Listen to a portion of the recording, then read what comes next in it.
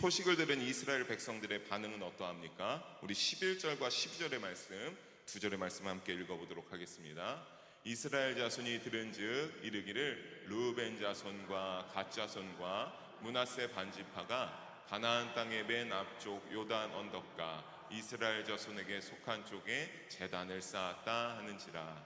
이스라엘 자손이 이를 듣자 곧 이스라엘 자손의 온 회중이 실로에 모여서 그들과 싸우러 가려 하니라. 아멘.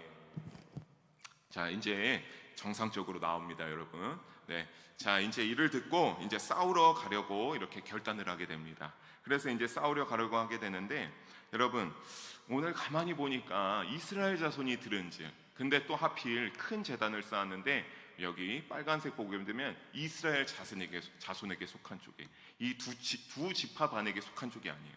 9지파 반에 속한 쪽에 이들이 큰 제단을 쌓았다라고 하는 것을 알려주고 있습니다. 그러니까 이들이 이 소식을 듣고 어떻게 합니까? 곧장 어떻게 하자? 싸우러 가자. 우리가 싸우러 가자. 그러니까 우리가 이 말씀을 조금 집중해서 생각해 보면 굉장히 이들이 흥분하고 분에 겨워서 이거는 말이 안 된다. 어떻게 우리에게 어떠한 일말의 상의도 없이 이들이 이렇게 하는가라고 해서 흥분하여서 그들이 싸우자라고 그렇게 나아가게 됩니다. 여러분, 흥분하게 되면 어떻게 됩니까? 사람이 조금 이성적으로 판단하는 것이 힘들어지는 때가 있습니다. 그러니까 이들이 일단 이성적으로 판단하지 못하고 흥분하게 되어 성급하게 판단하여서 어떻게 합니까? 싸울 채비를 갖추고 싸우러 가자라고 말합니다. 아마도 제단 쌓았다는 것을 하나님 앞에 올바른 마음이나 자세로 행하였다는 생각을 이들이 알 수는 없죠. 왜냐하면 앞서 말했듯이 어떠한 상의도 하지 않았기 때문에 그러합니다. 그러면 여러분, 우리가 생각해 보면 이들이 이 결론에 따라 싸우러 가자, 이건 말이 안 되고 건방지다해서 싸우러 가면 어떻게 되는 겁니까? 하나님의 그러한 족속이라는 것들 안에 가나안을 드디어 완전히 하나님의 축복으로 기업으로 정복하게 되었는데 이제는 어떻게 되는 거죠? 동족 간의 칼부림이 일어나는 거죠. 서로 죽이고 서로 무너뜨리고 우리가 더 차지해야 된다라고 하는 서로 간의 피차, 이제 전우회와 아까 말했던 어떤 이런 모든 정은 없어지고 서로 칼을 들이밀고 목숨을 앗아야만 하는 비참한 최후를 맞이하게 될 것이 뻔했습니다. 하지만 오늘 말씀을 보면 그러한 일은 다행히 일어나지 않습니다. 다행스러운 조치를 먼저 취하는 이스라엘 백성들의 모습이 기록되어져 있습니다. 우리 13절과 14절의 말씀 함께 읽어보도록 하겠습니다. 이스라엘 자손이 제사장 엘르아살의 아들 비느하스를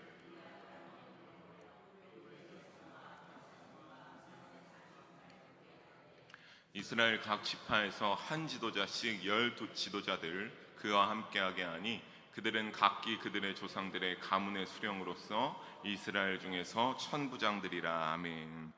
여러분, 오늘 보니까 어떻게 했다고 합니까? 싸우러 가기 전에 우리가 정확한 조사단을 꾸려서 파악하기 위해서 보내자라고 마음을 달리먹습니다. 그래서 먼저 14절을 먼저 볼까요? 14절 보게 되면 등장하는 조사단의 멤버가 이제 등장하게 되죠. 각 지파에서 어떻게 해요? 한 지도자씩 10 지도자를 뽑습니다. 여러분, 이 14절에 보면 뭐 천부장들이다, 가문의 수령이다라고 이렇게 나와 있죠. 그러니까 이들이 조금 더 쉽게 표현하면 어떤 거냐면, 이들이 이런 가문의 수령이라는 것은 어떤 거냐면 우리 히브리 원어로 여기에 보게 되면 이거를 로시라고 합니다. 로시라고 하는데 성경의 대부분에서 이 로시라고 번역된 것들을 이렇게 수령이라고 하게 되지만 족장이라고 번역하고 있습니다. 족장. 그러니까 뭔가 대표격이 되는 지도자에 해당하는 사람들이죠. 이 사람들을 이제 각 지파에서 10명으로 뽑은 겁니다. 그러니까 이 사람들이 조금 족장으로서 어떤 지도자급에 해당하는 사람이니까 그냥 이런 거죠. 10지파 중에서 너 뭔가 할만하겠는데? 몸이 세다, 근육질이네, 뭐 이런 게 아니라 이런 지도자급에서 정말 조금 자격이 지도자급 이상이다라고 하는 이런 사람들을 데려다가 이제 조사단에 합류하게 된 것이죠. 그냥 대충 어울릴 만한 사람이 뽑은 게 아닙니다. 되게 급이 있고 다들 지파 가운데서 여러 가지를 감당하면서 지도자에 해당하는 사람, 이 사람들을 이제 대표로 뽑고 조사단으로 뽑은 겁니다. 그런데 여러분, 이러한 사람의 대표자가 누굽니까? 14절을 다시 보게 되면 이 사람들을 각 지파에서 10 지도자들을 그와 함께하게 하니, 여기서 그가 누구냐면 13절에 나온 비느하스입니다. 그러니까 이 조사단이 꾸려지는데 이 10명, 각 지파의 10명의 수령에 해당하는 지도자급에 해당하는 사람들은 약간 팀원이죠, 팀원. 거기에 리더는 누굽니까? 이 비느하스라고 하는 13절에 비느하스라고 하는 사람이 이 조사단의 리더가 됩니다. 그렇다면 우리가 이러한 의문이 들 수 있죠. 아니, 다른 10명의 사람들도 나름 지파에서 많은 일들을 감당하고 지도자급에 해당한다라고 하는 사람들인데 왜 그런 사람들을 제쳐두고 이 비느하스만이 지도자가 되어야 되는가? 그리고 사실 제가 조금은 14절을 먼저 살펴봤지만 여러분 13절을 보게 되면 가장 먼저 주저하지 않고 비느하스를 대표자로 뽑는 모습을 보게 됩니다. 제사장 엘르아살의 아들 비느하스를 길르앗 땅으로 보내자라고 먼저 결정하는 것을 우리가 보게 돼요. 그러니까 이 비느하스가 어떤 겁니까?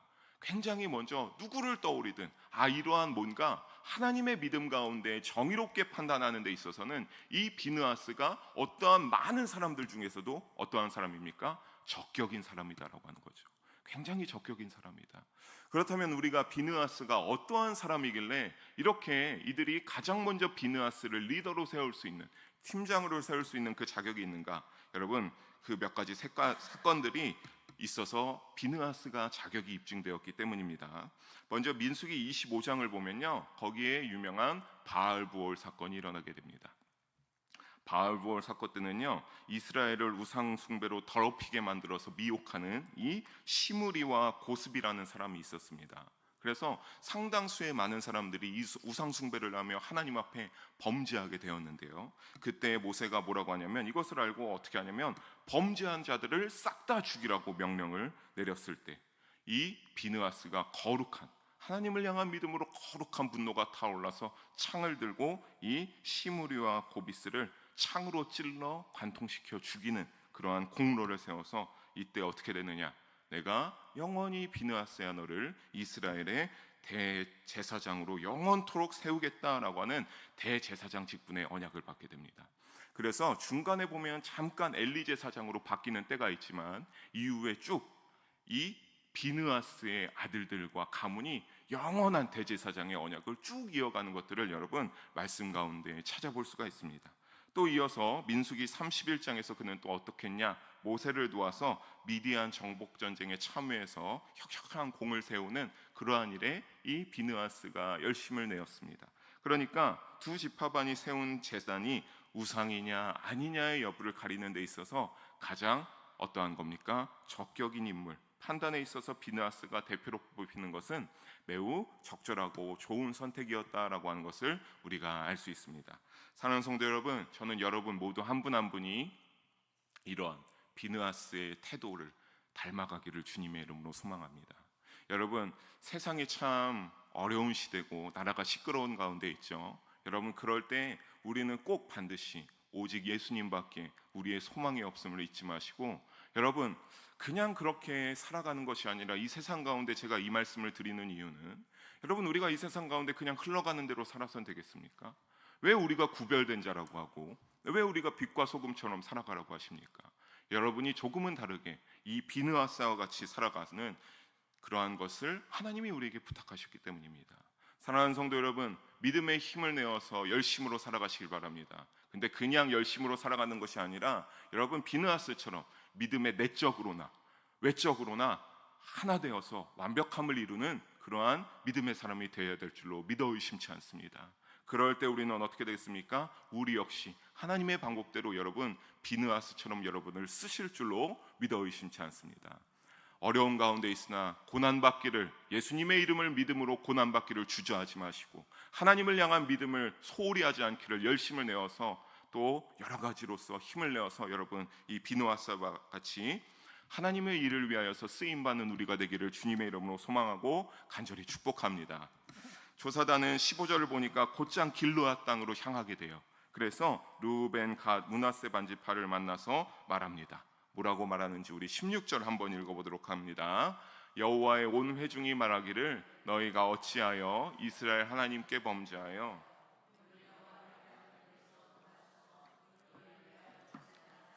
너희가 오늘 여호와께 거역하고자 하느냐. 아멘. 왜 하나님께 범죄하였냐라고 말하고 있죠. 간단하게 말하면, 그러니까 그 범죄의 이유가 무엇인지 정리하여 보면 후반의 내용에 왜 너희를 위하여 제단을 쌓아 너희가 오늘 여호와께 거역하고자 하느냐. 그러니까 이게 어떠한 의미로 제단을 쌓은지 모르니까 하는 건데, 이들이 보기에는 그냥 왜 너희를 위하여 제단을 쌓느냐라고 말하면서 이렇게 거역하느냐, 거역하고자 하느냐 말하고 있습니다. 그런데 여러분, 여기에서 이 거역하다가 그냥 하나님의 뜻에 이제 이렇게 거역한다라고 하는 그 수준을 사실은 뛰어넘습니다. 원어를 보게 되면 마라드라고 하는데, 히브리 원어로 보게 되면 이거는요, 단순히 죄를 지면서 우리가 이 부분을 읽으면 너희가 왜 하나님 앞에 범죄하려고 해? 너희가 왜 죄를 지으려고 해? 라고 하는 느낌이지만 여러분, 그것을 뛰어넘습니다. 이 마라드는요, 단순히 죄를 지어 범죄했다라는 것과 다른 의미를 가지고 있기 때문입니다. 불순종이나 완고함, 그리고 배역이라고 하는 것, 받은 은혜를 모른다고 하는 그러한 단어죠. 그것을 뜻하기 때문입니다. 그러니까 하나님을 향하여서 그냥 거역한다라고 하는 것은 너희 왜 죄를 범해, 이게 아니라 너희 왜 적극적으로 하나님에게 범죄하고 죄짓기 위해서 하나님을 거역하는 일에, 불법을 행하는 일에 이렇게 열심을 내느냐라고 묻는 겁니다. 그냥 단순히 죄를 짓는 게 아니에요. 그러니까 이들이 어떤 겁니까? 그들의 큰 재단을 쌓는 일이 너희가 왜 이렇게 하나님 앞에 범죄하기 위하여 이렇게 우상을 만들고 열심을 내느냐라고 그렇게 묻고 있는 겁니다. 조사단이 이후 왜 이런 말을 꺼내는지 17절과 20절까지 순서상으로 쭉 기록되어 있는데요. 먼저 여기서 가장 크게 이 17절과 20절까지 4절에서 크게 대두되는 두 가지 사건이 있죠. 먼저 17절을 보게 되면 뭡니까? 여기 부올의 죄악으로 말미암아 여호와의 회중에 재앙이 내렸으나, 바로 부올의 사건입니다. 부올이 죄를 지음으로써 여기에 보면 우리가 아직도 그 죄에서 정결함을 받지 못한다라고 하는 것을 했는데, 이 부올의 사건이 뭐냐? 이스라엘 백성들이 모압 평지에서 대기하고 있을 적에 백성 중 일부가 모압 여인들의 그러한 성적인 음란함에 넘어가 그들과 음란한 행위를 막 즐기기 시작합니다. 그러고 나서 어떻게 하느냐? 담임 목사님도 예전에 말씀하셨지만 당시의 우상 숭배는 어떠한 이 음란함 뒤에 우상을 숭배하는 일이 있었으니까 이 모압 여인들과 열심히 성교를 나눈 뒤에 그들이 모압 지방의 우상인 바알보를 숭배하여 하나님 앞에 큰 죄를 범하는 죄를 짓게 됩니다. 이 사건으로 우상을 숭배한 자들과 이 일에 조금이라도 가담하게 된 사람들은 바로 하나님의 심판으로 연병에 처해서 목숨을 잃게 되는데, 이때의 연병은 오늘날 장티푸스라는 질병입니다. 그래서 무려 24,000명이 연병을 받아 그 자리에서 직사하게 됩니다. 무엇 때문에요? 하나님 앞에 우상을 숭배하는 죄로 말미암아 하나님이 그 자리에서 연병을 내서 무려 24,000명을 죽이게 만드십니다. 다른 하나의 20절에 나오는 사건은 뭐죠? 바로 아간의 사건이죠. 아간이 온전히, 여러분 너무나 잘 아는 사건이죠. 아간이 온전히 바친 물건에 대하여서 온 이스라엘 온 회중의 진노가 임하였죠. 아간이 여러분 왜 이거를, 사실 이 물건을 손대지 말았어야 합니까? 이스라엘이 가장 먼저 치르는 첫 전투였기 때문에. 그러니까 제가 이 말씀을 묵상하면서 이래서 우리가 정말 하나님 앞에 11조를 잘 해야 되는 게 있지 않나라고 하는 생각이 들었습니다. 이 여리고성 전투는 가장 먼저 치르는 전투로서 모든 것이 하나님의 것이었기로 될 것이었기 때문에 하나님이 그 어떤 것도 너희 것으로 건들지 말고 그대로 아무것도 소유하지 말라고 했습니다. 하지만 그때 아간은 어떻게 했죠? 아간은 거기에서 몇 가지를 욕심에 따라 챙겨서 그만 아는 곳에 숨겨두었습니다. 그래서 어떠한 진노가 이스라엘 백성들에게 임하였죠? 그 다음에 아이성 전투를 하는데, 아이성 전투에서 처참하게 대패하고 30-40명이 목숨을 잃어버리게 됩니다. 그들이 처참하게 대패한 이유는, 일단 예전에도 말씀드렸지만 그 순간을 보면 하나님에게 지혜를 구한다거나 이런 것들이 없었고, 그래서 담대하게 하나님이 함께해 주시지 않았기 때문에 그들의 담대한 마음들이 싹 다 녹아버려서 담대하지 않고 도망치기 바빠서 대패하게 됩니다. 그것은 바로 누구였습니까? 아간의 범죄 때문에 이렇게 심판을 받게 되는 하나님의 진노가 일어났던 겁니다. 결국에는 여러분, 이것도 이러함으로써 어떻게 됩니까? 이스라엘 몇몇의 백성이 목숨을 잃고 결국에는 아간과 그의 가족들이 목숨을 처참하게 죽는 일이 여기에서 일어나게 됩니다. 사랑하는 성도 여러분, 이 두 가지 사건을 말하면서 다시 이렇게 말하면서 우리가 조심해야 된다라고 하는 느낌으로 상기시키는 이유는 무엇입니까? 바로 18절의 그 이유가 드러나고 있습니다. 우리 18절 함께 한번 읽어보겠습니다. 오늘 너희가 돌이켜 여호와를 따르지 아니하라.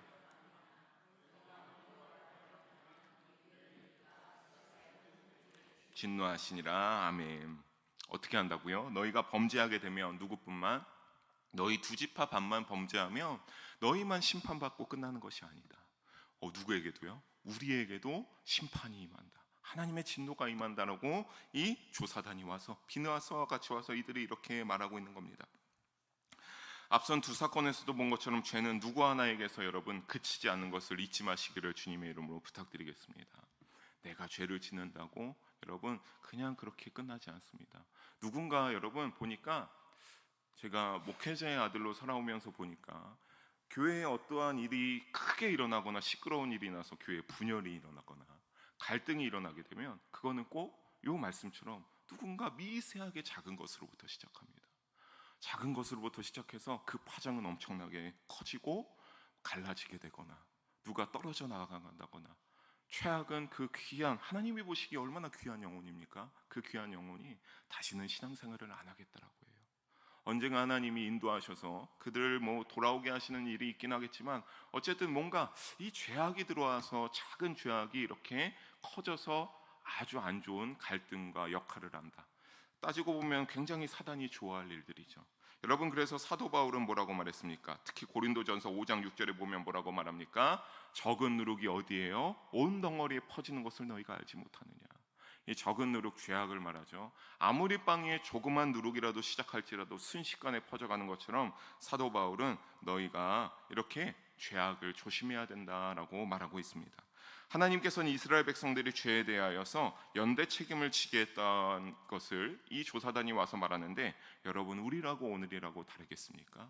여러분 우리도 무언가 이러한 일에 비슷한 상황이 난다고 하면 여러분 우리도 다 같이 나는 아니지만 연대 책임을 지어야 되는 그러한 우리도 돼야 됨을 잊지 마시기를 부탁드리겠습니다.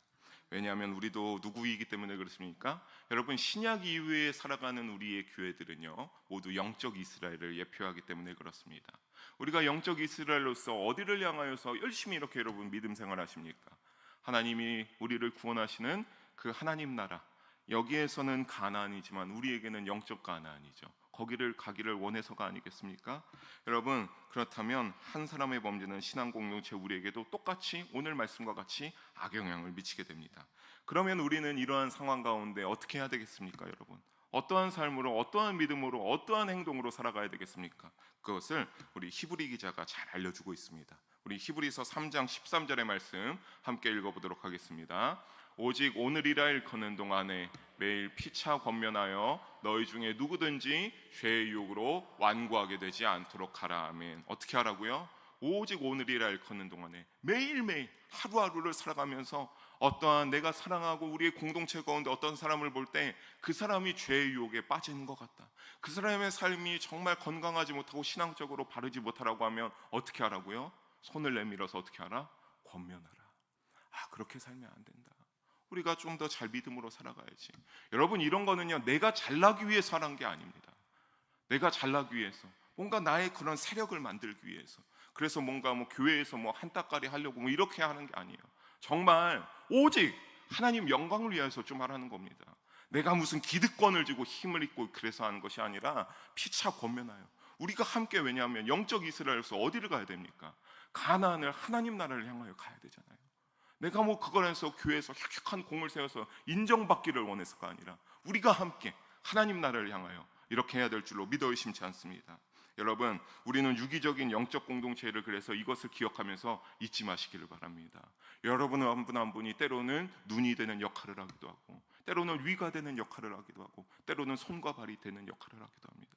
우리가 그렇게 영적 유기 공동체 영일교회라는 것을 잊지 마시고 우리가 서로 향한 지체의식을 가지고 영적인 한 몸을 의식하여 함께 거룩함을 잃지 않기 위해서 노력하는 우리가 되기를 주님의 이름으로 축복하고 부탁드리겠습니다.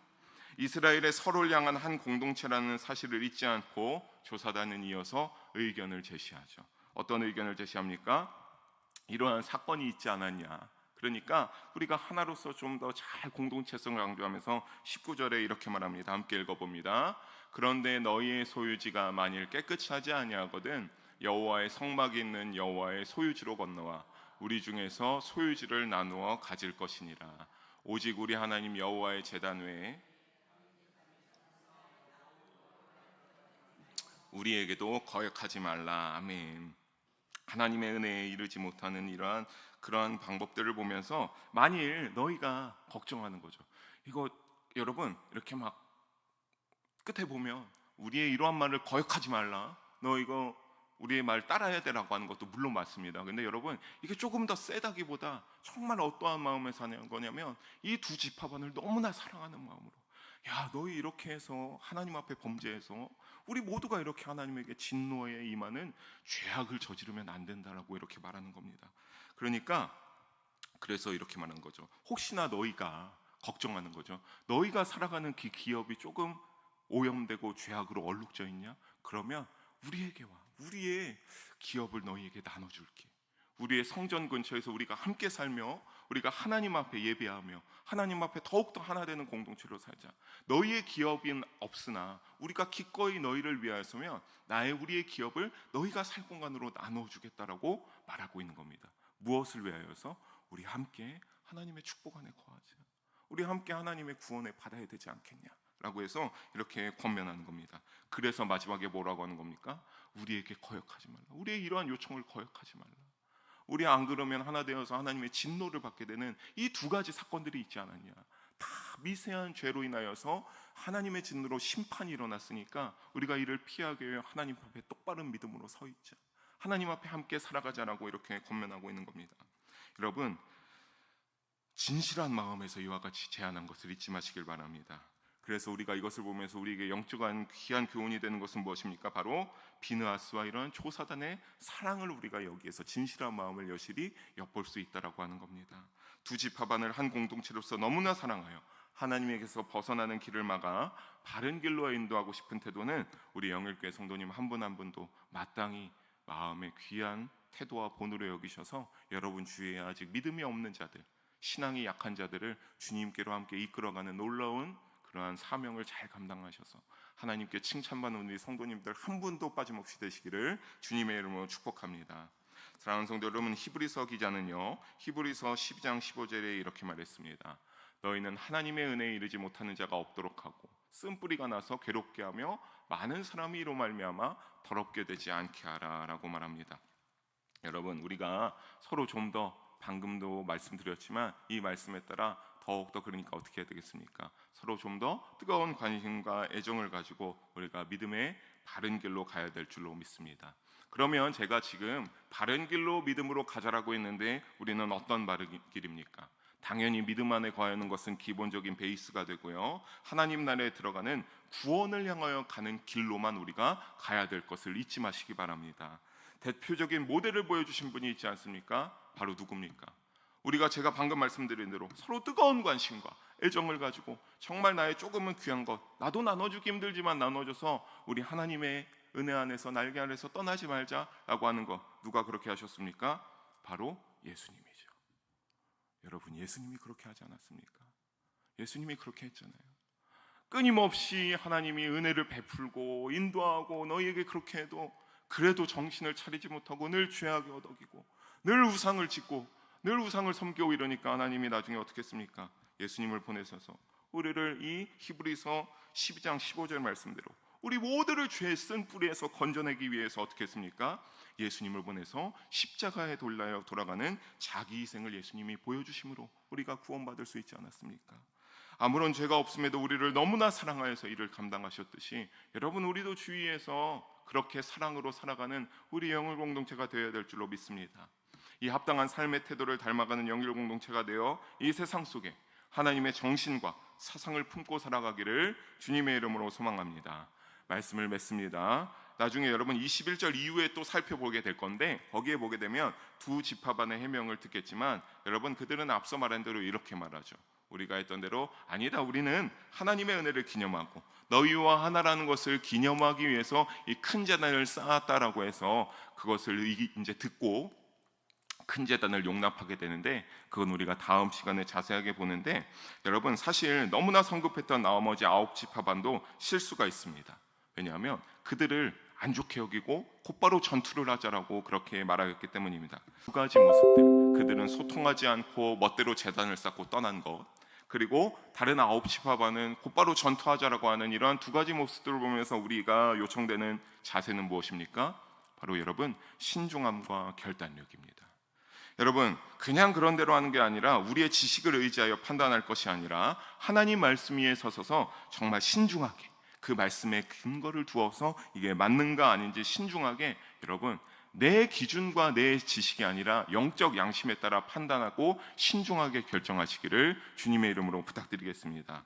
그런데 만약에 그 중에 그렇게 근거를 삼았는데 죄를 발견하게 되면 어떻게 해야 되겠습니까? 그럴 땐 신속하게 결단력을 내려서 단호한 결단력으로 이스라엘처럼 이렇게 필요해서 빨리 가서 달려가서 그 죄다라고 할 수 있는 것, 그것이 죄인지 아닌지 모를 수도 있지만 그것이 조금 그렇다고 한다면 결단력을 내리고 그들에게 다가가서 이와 같이 대화를 나누는 우리의 자세도 당연히 필요한 줄로 믿습니다. 근데 여러분, 제가 이렇게 말씀드려서 분명히 저는 여러분이 그렇게 잘 살아갈 줄로 믿습니다. 신중함과 결단력으로 잘 살아갈 줄로 믿고 저도 그렇게 노력하겠죠. 근데 살아가다 보니까 어떻죠? 늘 실수하죠. 늘 실수합니다. 이렇게 해야 되는데 실수하고, 그렇게 못하고 신경 쓰고 누구에게 나도 모르게 상처를 줄 때도 있고, 그래서 가서 그게 아니었다, 죄송하다, 사과하다 그럴 때도 있습니다. 여러분, 그럴 때에 늘 불완전한 인간임을 또한 인정하는 우리가 되기를 부탁드리겠습니다. 불안정하죠. 너무나 실수할 때도 많고 연약할 때가 많습니다. 그것을 인정해서 어떻게 해야 되겠습니까? 그러나 내가 믿음으로 잘 노력해서 선으로 이루어 가시를 완전하시고 모든 일에 능하신 여호와 하나님만을 경외하며 의지하며 살아가는 우리 모든 믿음의 여정이기를, 그런 우리 영일 공동체가 되기를 주님의 이름으로 소망하고 축원합니다. 기도하시겠습니다. 사랑의 하나님 아버지, 오늘도 부족하고 연약한 자를 통하여서 하나님의 말씀을 전하게 하심을 감사와 영광을 올려드립니다. 하나님, 귀한 말씀대로 오늘 우리가 하나님 앞에 늘 믿음으로 잘 살아가기를 힘쓰고 노력하고 있습니다. 그러나 그런 가운데서도 오늘 말씀처럼 여러 가지로 실수하고 신중하지 못할 때도 있음을 고백합니다. 주여, 그때마다 우리가 더욱더 하나님의 말씀을 의지하게 해주시고 완전하신 하나님의 속성을 의지하게 해주셔서 인도하실 하나님의 그 인도하심에 따라 선한 결과로 이끌어 가실 그 하나님의 인도하심에 불완전한 인간으로서 순종하고 나아가게 하여 주시옵소서. 사랑의 하나님, 그래서 우리 영일교회 공동체가 더욱더 서로 뜨겁게 사랑하게 해주시고 서로 뜨겁게 하나님 나라 구원의 여정을 향하여 나아갈 수 있도록 성령 충만하게 인도하여 주시옵소서. 감사드리며 사랑이 많으신 우리 주 예수님의 이름으로 기도드립니다. 아멘.